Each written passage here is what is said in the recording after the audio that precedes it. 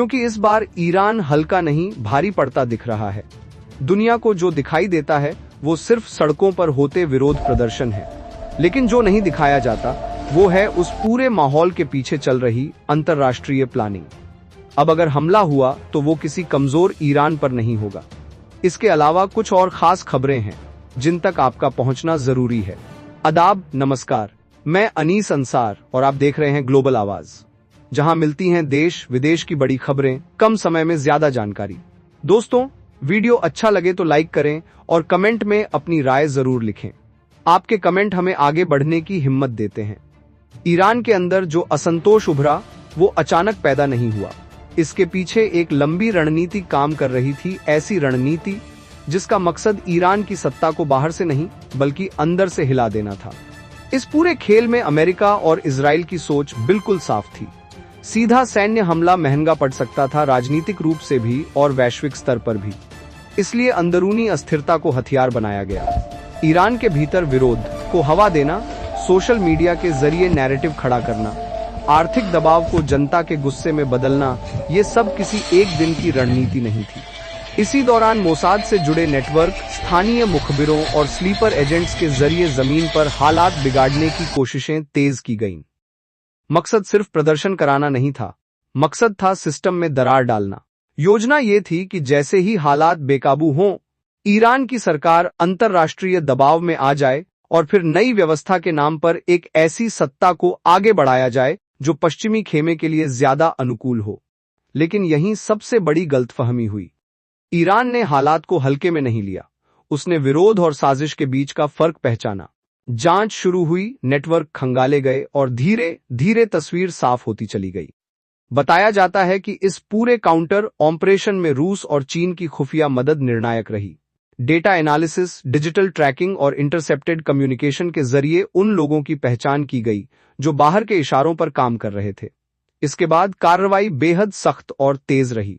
हजारों की संख्या में एजेंट्स और मुखबिरों को या तो गिरफ्तार किया गया या फिर उन्हें सिस्टम से पूरी तरह बाहर कर दिया गया। यहीं से खेल पलट गया। जिन ताकतों को लग रहा था कि ईरान अंदर से टूट जाएगा, उन्हें अचानक एहसास हुआ कि ईरान पहले से कहीं ज्यादा सतर्क और संगठित होकर सामने खड़ा है। तकनीकी मोर्चे पर भी हालात बदले।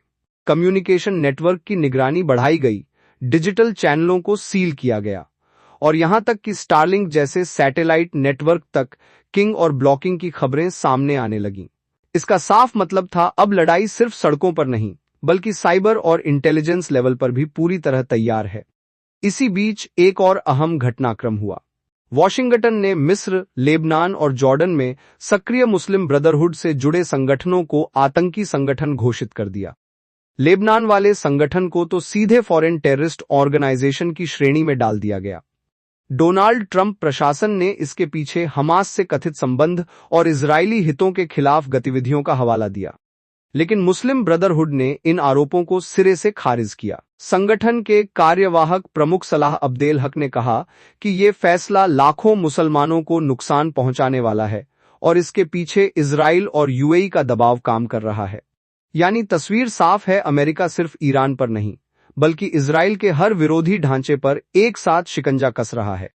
इसी कड़ी में ट्रंप का एक और बयान सामने आया। उन्होंने ईरानी अधिकारियों से सभी बैठकें रद्द करने की घोषणा की और ईरान में प्रदर्शन कर रहे लोगों से कहा, अपने संस्थानों पर कब्जा करो। इतना ही नहीं, ट्रंप ने यह भी कहा कि मदद रास्ते में है। हालांकि उन्होंने यह साफ नहीं किया कि यह मदद किस तरह की होगी। पिछले कुछ दिनों से ट्रंप खुले तौर पर ईरान पर सैन्य हमले की संभावना भी जता चुके हैं। यहीं पर तस्वीर पूरी होती है। आज अमेरिका और इजराइल की हड्डाहट साफ दिख रही है, क्योंकि ईरान वो नहीं रहा जिसे अंदर से तोड़ना आसान हो। और दूसरी तरफ रूस और चीन की मजबूरी ये बन गई है कि अगर उन्होंने ईरान का साथ नहीं दिया तो पूरा मिडिल ईस्ट अमेरिकी वर्चस्व के हवाले हो सकता है। ये अब सिर्फ ईरान का मामला नहीं रहा। ये ताकत, प्रभाव और आने वाले वैश्विक संतुलन की जंग है। और एक बात लगभग तय मानी जा रही है, इस बार ईरान हर मोर्चे पर पहले से कहीं ज्यादा भारी दिखाई दे रहा है। कुछ और अहम खबरें हैं जो आपको जरूर जाननी चाहिए।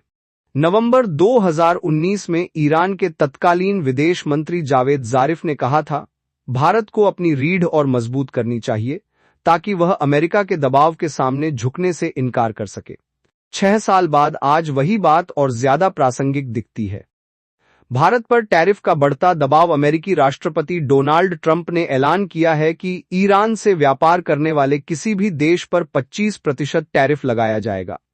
भारत पहले ही रूस से तेल खरीद को लेकर 50% टैरिफ झेल रहा है। अगर भारत-ईरान व्यापार जारी रहता है तो कुल टैरिफ का बोझ 75% तक पहुंच सकता है। यानी दबाव साफ है, या तो रणनीतिक रिश्ते छोड़ो या आर्थिक सजा झेलो। वॉशिंगटन की अगली चाल। इसी बीच ईरान में जारी विरोध प्रदर्शनों के संदर्भ में ट्रंप को पेंटागन की ओर से संभावित कार्रवाई के विकल्पों पर ब्रीफ किया गया है। इन विकल्पों में शामिल हैं लंबी दूरी के मिसाइल हमले, साइबर ऑपरेशन और मनोवैज्ञानिक अभियान। मतलब यह सिर्फ बयानबाजी नहीं बल्कि तैयारी की भाषा है। ईरान का पलटवार। संयुक्त राष्ट्र में चेतावनी। ईरान के संयुक्त राष्ट्र में स्थायी मिशन ने ट्रंप के बयानों की कड़ी निंदा की है। ईरान ने कहा कि अमेरिका खुले तौर पर हिंसा भड़का रहा है, संस्थाओं पर कब्जे के लिए उकसा रहा है और सैन्य हस्तक्षेप की धमकी दे रहा है। ईरान के मुताबिक यह सब संयुक्त राष्ट्र चार्टर का सीधा उल्लंघन है और देश की संप्रभुता पर हमला है। ईरान ने साफ कहा है कि अगर किसी भी तरह की सैन्य गलतफहमी हुई तो उसकी जिम्मेदारी अमेरिका और इजराइल पर होगी। बड़ी तस्वीर क्या कहती है? यह सिर्फ ईरान का मामला नहीं है, यह भारत जैसे देशों के लिए भी एक परीक्षा है। एक तरफ रणनीतिक स्वतंत्रता और पुराने रिश्ते, दूसरी तरफ अमेरिकी बाजार और टैरिफ का डर। यही वो मोड़ है जहां जावेद जारिफ की बात सिर्फ ईरान के लिए नहीं, भारत के लिए भी चेतावनी बन जाती है। सवाल अब यही है, क्या भारत दबाव में झुकेगा या अपनी रीढ़ और मजबूत करेगा? एक अहम खबर देखिए। इजरायली अखबार मारिव ने एक अहम आकलन पेश किया है जो जमीनी हकीकत को उजागर करता है। अखबार के मुताबिक गजा में भारी तबाही, हजारों मौतें और हमास के कई फील्ड कमांडरों के मारे जाने के बावजूद वो पूर्ण जीत हासिल नहीं हो पाई, जिसका वादा इजरायली प्रधानमंत्री बेंजामिन नेतन्याहू लगातार करते रहे।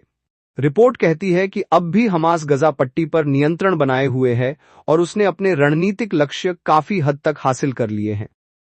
दूसरी तरफ भारी सैन्य ताकत और तकनीकी बढ़त के बावजूद इजराइल राजनीतिक स्तर पर असफल रहा है।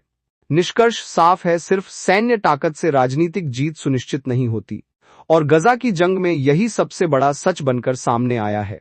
अगर आपको हमारा काम अच्छा लगा हो तो चैनल को सब्सक्राइब करें और बेल आइकन दबाना न भूलें ताकि हर सच्ची खबर सबसे पहले आप तक पहुंचे। खुश रहिए, अपना ख्याल रखिए। जय हिंद।